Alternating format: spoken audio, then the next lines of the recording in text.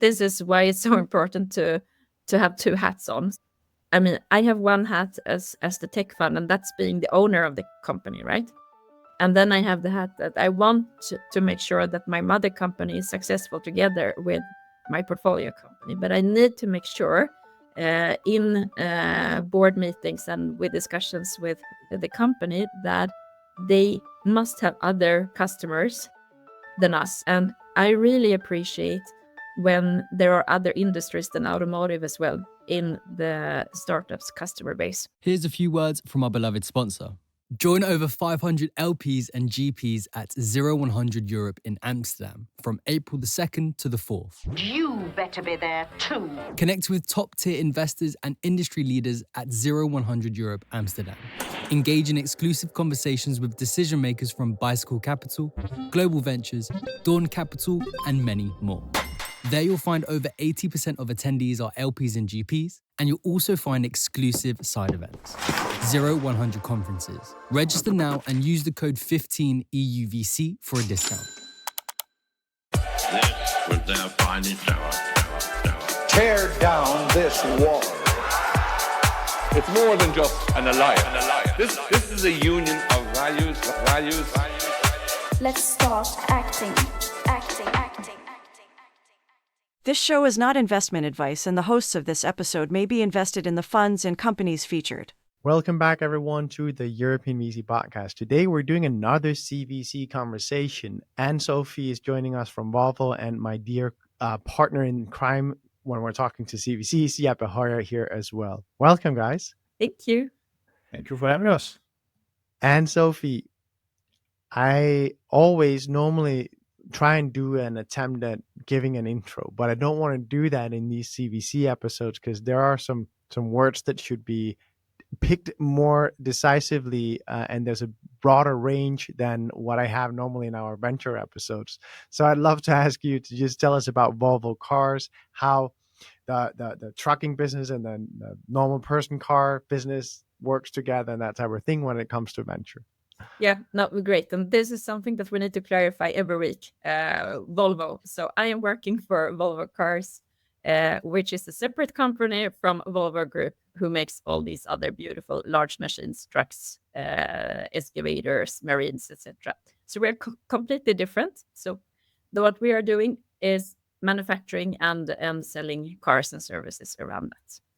And there I am leading the corporate venture, and our name is Volvo Cars Technology Fund. If you want to have it a long and beautiful name, Tech Fund is probably the short version of it. And Sophie, am I right that both Jeppe and I will be seeing you in Gothenburg in a couple of days? Yes. So I'm based in Gothenburg, and we're super happy to be partnering up at Go West, which is run by the Gothenburg University venture side. So we will be seeing each other there, and we are looking forward to the event.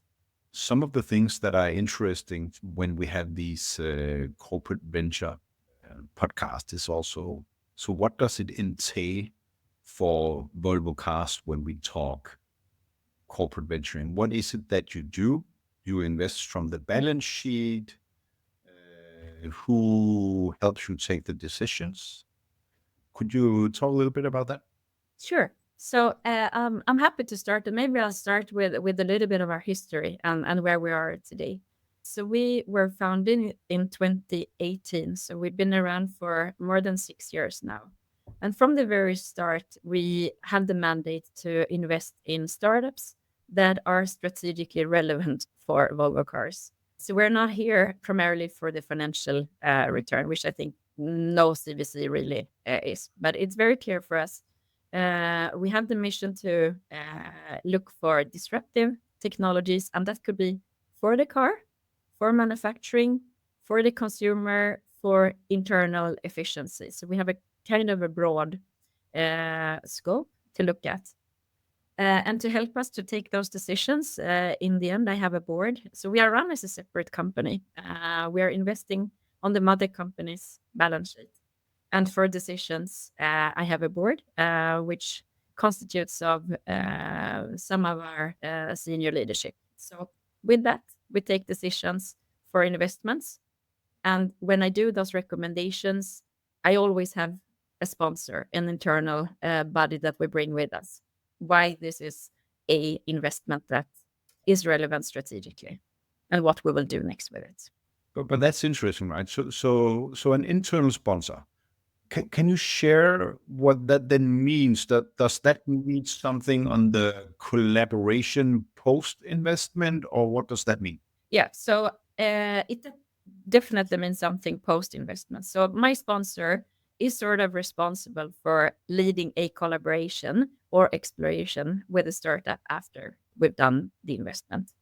It's usually a senior leader as well to make sure that there is budget and there is priority for this collaboration to really happen.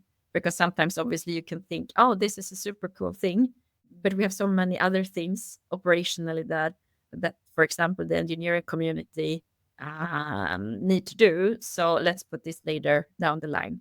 No. Yeah. So here we really want to make sure that we get speed and also priority with the investments that we're doing. And that's a constant job, right? Yeah, for sure, for sure. But it's also one of the important things, right? It's some of the things that the startups look for, right? It is the collaboration, and then it's Volvo Cars as a potential customer. Correct. And Sophie, you do seeds Series A and Series B.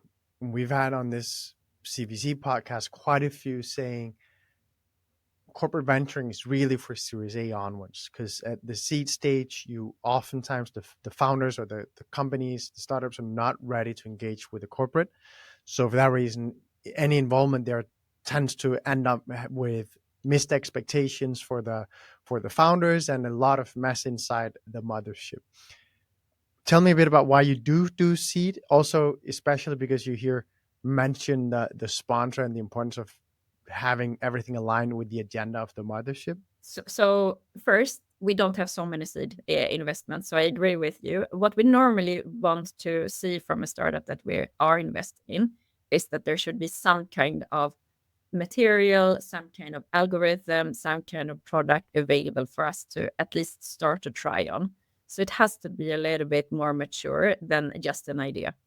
And I agree with you that if there is a very early startup, for us, it's more for exploration and maybe not to have a super crisp plan of this is a product that we know that we can take into production, for example.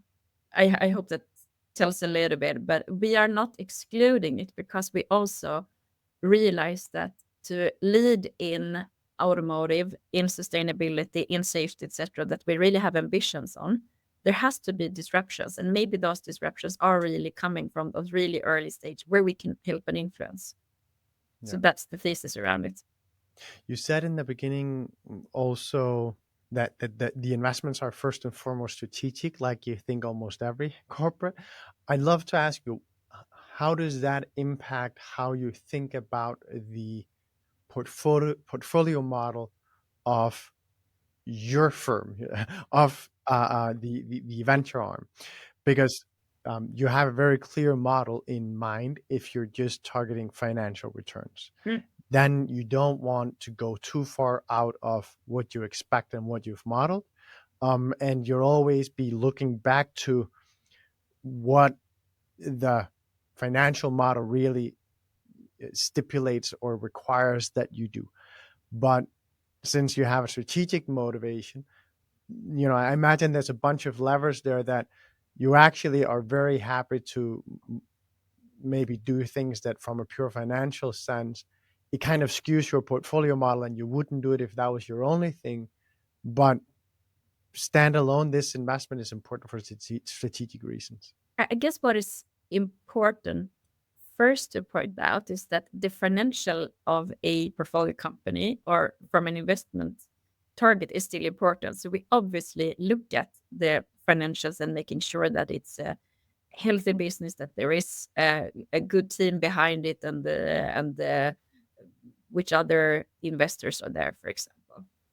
So we don't skip it. And then we are really long-term into it. And that's also why I think we can say that we are strategic. So we don't look to have financial returns in coming 3 to 5 years.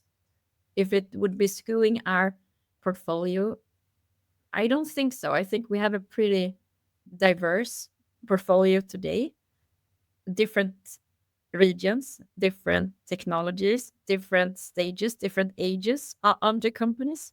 But do you, Ann-Sofie, have a portfolio model in place that says that over this, so normal venture fund would have, over the next 3 years, we're going to invest into 25 companies. They're all going to be seed stage, tickets ranging from 500 to 1.5 million.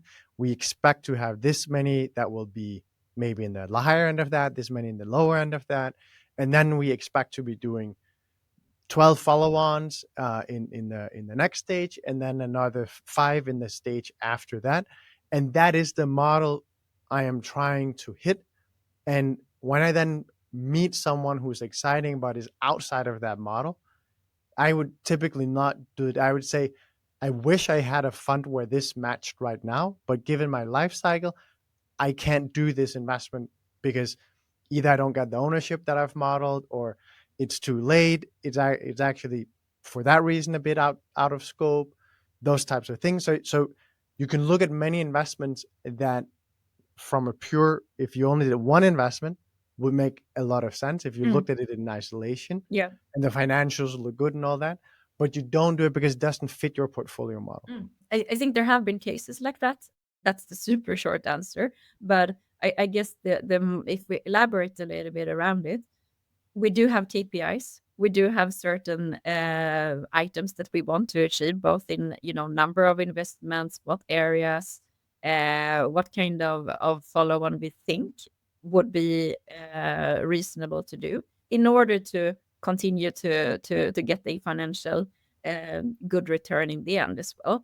So there are definitely some of those criteria that me and my team are working with, and that leads to us saying no to things that are interesting but are a little bit outside. Yeah, but can you talk on the broader perspective of how a CVC typically thinks about portfolio modeling? So there are many different ways of doing this from a corporate side. It often depends a little bit on how you see the balance sheet investing side, right? So Ann-Sofie, maybe before I go deeper into this one, so how does it work for you? Do you have a fixed number every year, or do you have a number that needs to cover multiple years? So we have a mandate that covers several years. So that also gives a little bit of freedom. I don't have to spend my budget within a calendar year, and still we know that we have enough money reserved to do investments down the line.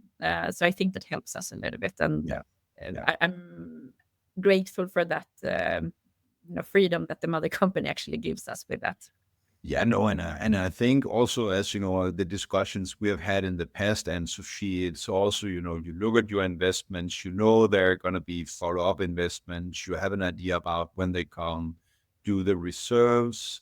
And I think then sometimes you build that into a model, also to your question, Andreas, and sometimes you kind of have it on a budget level. That is a little bit what I believe Ann-Sofie has here. So it's not a structured, it's not a 150 million euro budget, and then you have to be within that frame. You actually get your budget maybe, every other or every third year. Ann-Sofie, I got to ask you a big question, and we should dive much more into also the journey and the building of the fund. But now we're talking to someone in automotive and specifically private cars. We are definitely hearing a lot about the death or potential death of the European automotive industry. If you follow the US tech guys, what are you thinking when you hear all that? So first of all, I guess all of us see that there is fierce competition on the market, and we are a premium brand with high ambitions of electrification. And with that, we are still taking market shares. So I think that's the first statement that I can do. We have good products right now. However, as you see, electrification comes also with digitalization. So, competitors have really made cost-effective cars with batteries and with central compute and a lot of cool tech. And some legacy OEMs, where I guess we are sorted into that bucket, obviously have right now a mix of older technology versus newer technology. And this is the challenge, to make sure that you're profitable, but you're investing in the right things going forward. Then you add geopolitics into that, and you add customs and tariffs. And obviously, this mix becomes quite uncertain going forward. So I would guess a lot of senior leaderships around OEMs in automotive are really looking at many different scenarios, because it's really hard to say this is the only scenario that will happen in 25, 26, 27. If I look at what I can provide from the Volvo Cars Tech Fund point of view, is obviously insights in what kind of technology is really out there, what are startups doing, what are other investors looking at, to get also, insights to help us take the right decisions for technology bets going forward. But it's also, I would say personally, a super interesting time to live in. So I'm very grateful to be in this business during this period of time. We don't have a dull moment whatsoever. And you can probably see that, there is a lot of stress in the system. But as I said, I think it's also a challenge and a great time to be courageous and to take decisions into that will be sustainable for the next decade. And I think it's interesting with the geopolitics, as you named them, right? There's stuff going on in the US, but we also see a huge inflow of, cars coming out of China, right? So fierce competition, right? But it also, in the end, it should give us all better cars. Absolutely. You're both mobility investors, but you have been at least. We often hear about the platform that is the car industry has completely changed and is only getting more changed. Can you put a few words to what that means from a venture lens and the opportunities that you then pursue, and that you wouldn't have maybe have pursued as strongly, or the mothership wouldn't have been as interested in 5 years ago versus today? I think a platform thinking, so start to think like the car is now a computer on wheel. And with that, you add a lot of different modules on top, hardware and software. But software will really define both the performance, the experience, and the safety of the car. For us in venture, I think it becomes easier than if you have very specific models and you can only work on those models, and then that model is end of production and bye-bye. With a platform, you can actually add things much quicker and in a more modular approach. So for us, for example, I think we have a greater opportunity to implement startups and to scale startups at this period of time than if we would have looked at this and had this conversation 10 years back, when we had a more car program and not really a platform. So it helps, I think. I think what I learned back in time, right? In the beginning, I did a lot of marketplace investments because I thought from a freight perspective, that was super interesting. What then became very apparent is that you need to go into a vertical. So when you look at from my perspective, when you look at a Volvo Cars Tech Fund, for me, it's not, it is finding the elements around, the production of the car and make that excellent. You have to go in and find some of these verticals. And I fully agree with Ann-Sofie, right? It's the software side of things that are super interesting, right? And because, yes, what will happen to development in batteries? They're going to become cheaper, right? But it's not like a major thing is happening. Then, of course, some of the interesting plays is how do you then envision a car and its battery playing into a more sustainable future, right? And I'm super impressed about the early thinkings from Volvo, right? Where you could actually use your car as a battery, also supporting your house, right? And everything going on in there, right? So there has been some visionaries around Volvo and in the early days of the electric car. Good. Thank you for saying that. I appreciate those positive comments. And I mean, for us, can we talk about sustainability a little bit? Is that a good topic to No, continue with? that's off topic. We never talk about sustainability. Please do, Ann-Sofie, of course. But I think if I could circle around the buzzword of sustainability, so Volvo Cars is on a journey of going into electrification, which is obviously super helpful, and we're also targeting to be a circular company by 2040. Very, very high ambitions, and I think we can say we don't know exactly how to come there, what needs to happen, but we know that we have a marketplace for sustainable cars, and people are asking for a sustainable journey, right? So everything that we are doing in the tech fund is actually around sustainability. You can talk about it on sustainable materials. You can talk about it with electrification, good charging, faster charging, more efficient charging experience, for example. That's a sustainable topic. Software instead of hardware, that's also sustainable.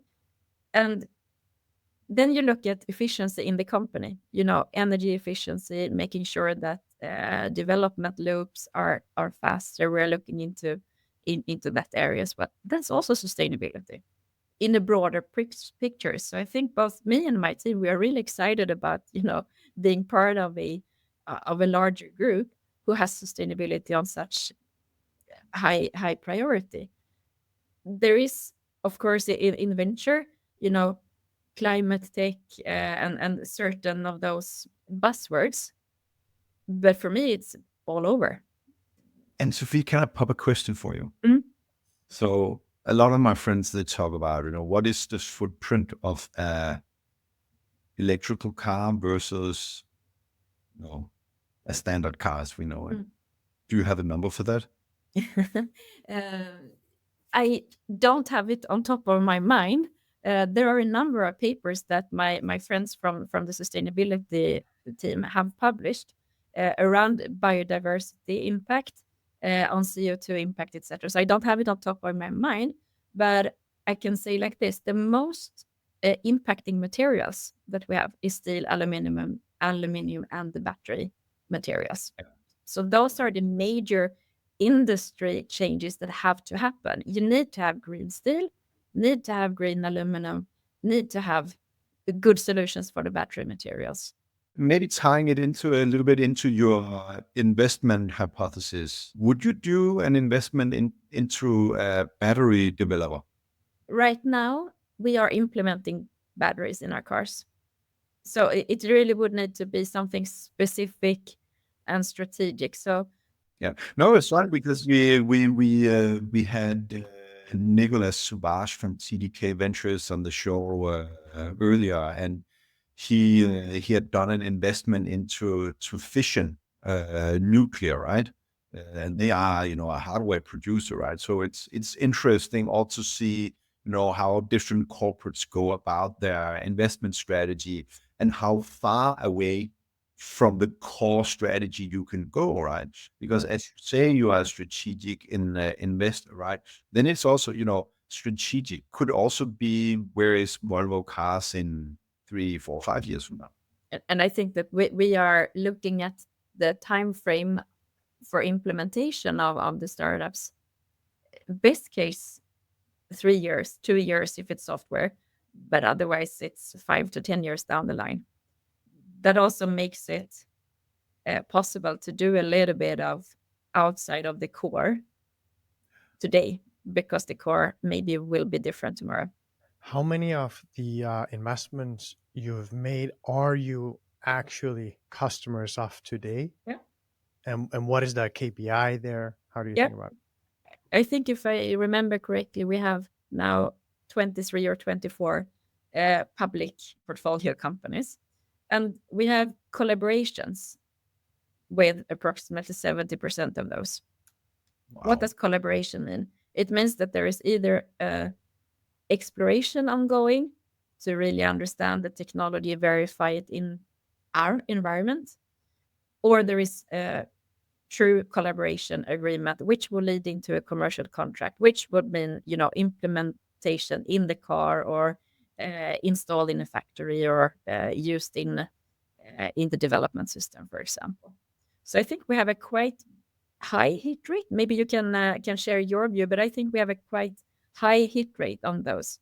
And I think it's also natural that, some of the investments we thought we would be able to do something, and, for different reasons, we have changed strategy, the company have changed, diverted, etc. So it's not strange that we're not working closely with 100%, I would say. But help me if you have other data on that. No, I think it's for me it sounds high, right? I had in my past, right, 2 of 25 that actually did collaboration, because it's hard to do it, right? And I think what really helps you is the sponsorship part. Yeah. It is the integration of the tech fund into Volvo Cars as a corporate, right? And that is where, depending on the birth of the corporate venturing entity, it really pans out whether you have that match or not, right? So maybe that could also be a little bit interesting just to jump into that, and how you then collaborate with those partners and how you build the culture around Volvo Cars Tech Fund. So we are all into collaboration. I think that the main theme in the culture is collaboration. So that helps with the startup. What is the challenge with a large company versus a startup is obviously speed and priority. So we are probably seen as slow sometimes, and there the tech fund can help out to be the messenger in between the startups need and why it's important to do it with a certain speed or certain timeline, and also be the translator back to the startup saying, okay, this is important for you to understand because there is quality standards, there are other certifications, there are these things in the system that also need to work together. So I think the connection here is helping and supporting the collaboration for the company in the end. Setting the expectations right towards the startup, what they should expect, right? Because they need to learn that it takes longer time with a big corporate. It does. And I also would like to say that one of the largest challenge for any company that is growing is obviously scaling at the right time. So we need also to understand that the startup can actually scale with the volume that we need. It's not only us being slow, it's actually also the company being able to scale with quality, which is a super challenge. Well, it comes from both sides, right? Expectations from the corporate and from the startup, right? And then find a middle ground where you can actually work on this, right? Yeah. But sure. Can you try and break down super concretely, because I do think the 70% sounds like a very high number, and I'd be super curious to hear, like, very concretely, what do you do? What happens from the point of the startup going into the due diligence, or where you get at that phase where the sponsor starts to be engaged or the mothership starts to be engaged, all the way up to that investment and value add afterwards? Yeah. No, so we developed a model that I think is working fine in our culture. So we assess the company's TRL level. And then we assess Volvo Cars readiness level. So we put their companies into some kind of matrix telling, okay, if it's a high TRL level from the startup and it's a low level of readiness at Volvo Cars, it's probably not a good match. So we need to have some kind of matching point that we are ready to go together with some kind of timeline and speed. So this is important also when doing investments. If we are not ready to take it on, then we will not be the right customer and we will not be the right investor to help the company. So this is important. But when we do find those companies where we, Volvo Cars, has the right timeline, and the startup seems to have it, then we are investing. And after that, we really try to get into a collaboration that comes into the normal process of development. What does that mean? You have a number of milestones that you need to hit at a certain period of time. In that, you also end up in a normal RFQ phase and hopefully winning a contract. So we're really measuring and trying to push and be the translator for the startup to really end up with a high TRL level themselves and a high Volvo readiness level. And when I say high, that basically means you are implemented in production to some extent, right? And this is a model that I think helps us also internally to get our engineers understanding, okay, so we can actually work pretty much the same with a startup as with any other partner that we have. So it's not so unique. What is unique is that the technology maybe needs a little bit more verification. The product needs help to be qualified, maybe a little bit more because it hasn't been done before, for example. But it helps that it's not anything which is totally outside of the box. How do you try and help and make sure that Volvo and the Volvo involvement doesn't end up being too much of a guidance or relying, you have this problem that startups sometimes when they engage closely with a corporate early on, they end up building almost for the corporate rather than from the market. And so how do you help the founders navigate through this and also keep yourself in check and the mothership in check, because you have an investment that you want to make sure is strong without Volvo? This is a great question, Andreas, and I think this is why it's so important to have two hats on. So, I mean, I have one hat as the tech fund, and that's being the owner of the company, right? Yeah. And then I have the hat that I want to make sure that my mother company is successful together with my portfolio company. But I need to make sure in board meetings and with discussions with the company that they must have other customers than us. And I really appreciate when there are other industries than automotive as well in the startup's customer base. So being reliant on only one and only us, that's a risk for both.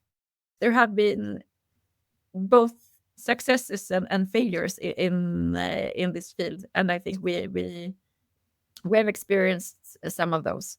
Where does it go wrong when it goes wrong? And what measures have you taken to kind of ensure that doesn't happen again? I guess when it goes wrong is that, if the technology is not possible to scale with us and the startup doesn't have any other potential customers, I mean, they will go busted, right? So that will be a very concrete outcome. I think from an investor perspective, it can also be dangerous to only have one customer or one lead business, because you want, as an investor, to make sure that this company is profitable and can scale, etc. And maybe then automotive or mobility space is sometimes too small. You need also to have other legs to stand on. But the interesting part here, right, also as you do corporate venturing, the association from a startup to be working with Volvo Cars, or even be so lucky to have Volvo Cars on the cap table, does something to a startup, right? The equity side is easy to understand, right? If you have the approval, right, then you might attract more other investors, right? Some will even say, okay, Volvo Cars must have done the due diligence. This is a solid technology. We can go into this. I think where it's more difficult as a corporate venturing entity is that when you look at the customer base of a startup, then you might see, it's early on and you might invest in an early A round. Most times there will be a few and maybe only one customer contributing to, let's say, 50, 60% of the revenue.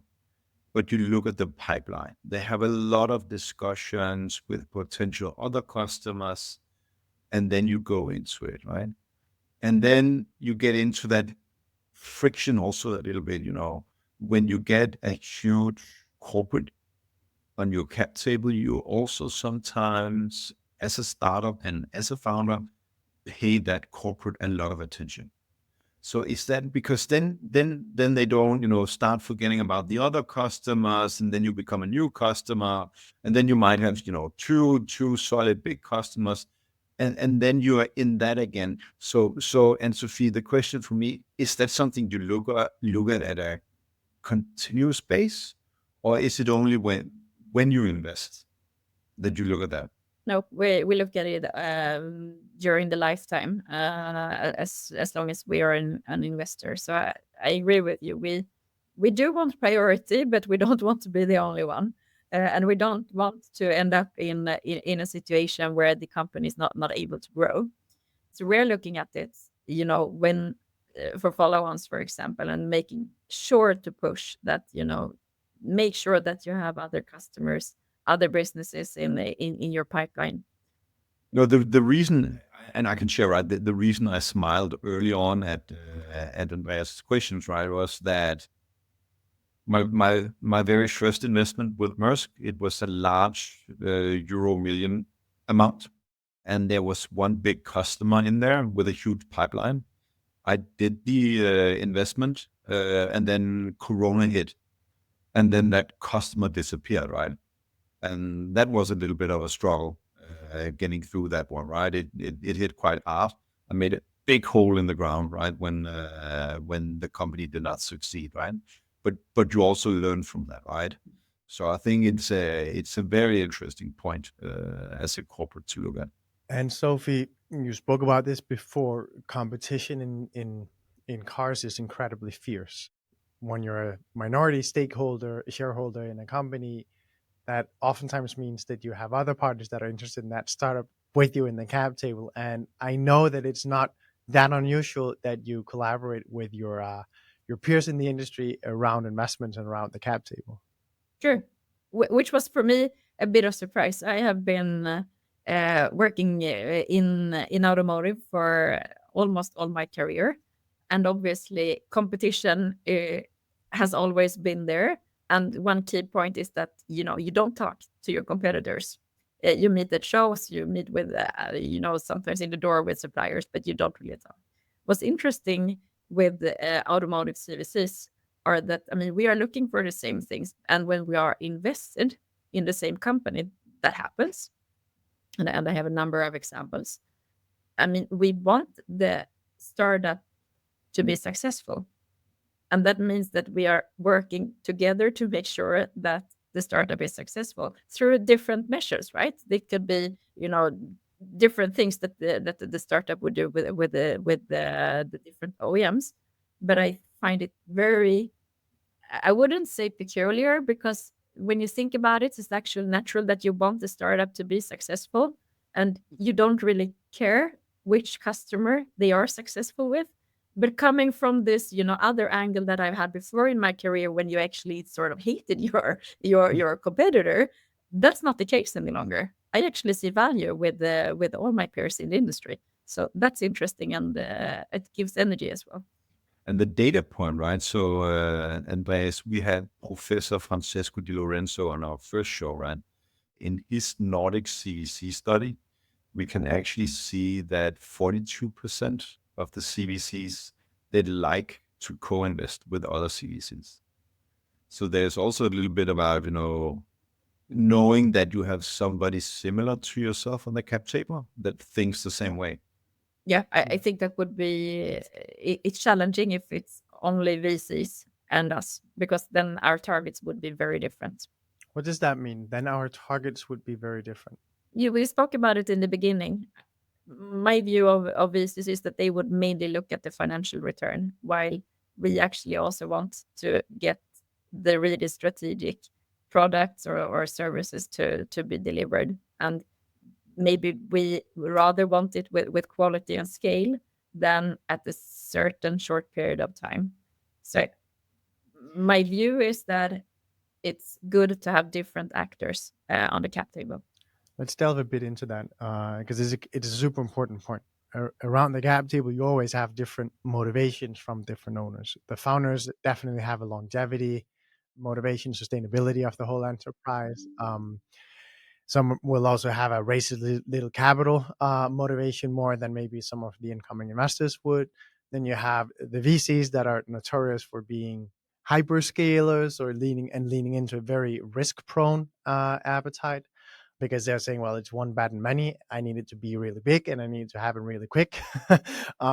So that's their motivations. And then you come in as a corporate and you have obviously the motivations of being a customer as well, which you're kind of trying to balance and leave out of the boardroom probably. But you can also come in with that angle, as you just said, this is sustainability and quality angle of saying, well, how do you square this one to make sure that you don't represent a customer here, but you represent an owner?